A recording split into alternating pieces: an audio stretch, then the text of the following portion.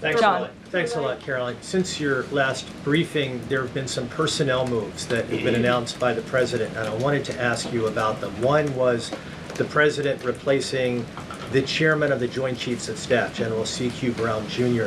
What was the reason for the president naming a replacement for General Brown?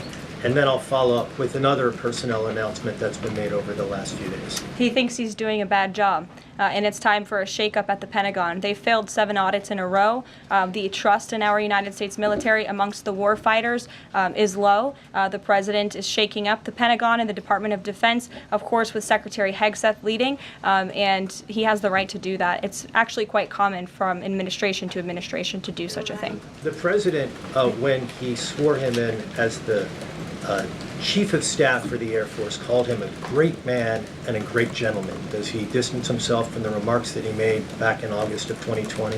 I think replacing him speaks for itself. And then James. One other one, if I'm sorry, thank you. On the FBI, the president also announced a new deputy director of the FBI, Dan Bongino.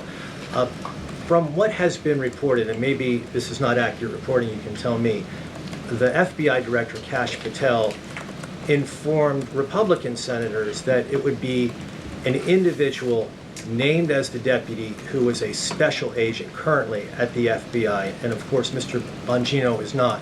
What was the reason for naming Mr. Bongino to this position, and was Mr. Patel not correct in making that assurance to those senators? I'm not sure if anybody in this room has listened to Mr. Bongino when he talks about the past corruption at the FBI, when he talks about his experience serving for the United States Secret Service. This is a man who loves his country and who has honorably served our country in ways that many people have not. He understands the depth of the corruption at these institutions, which the American people re-elected President Trump to shake up. And I think it's quite despicable to see many networks in this room who have had chyrons on their television screens labeling Mr. Bongino as a far-right podcaster.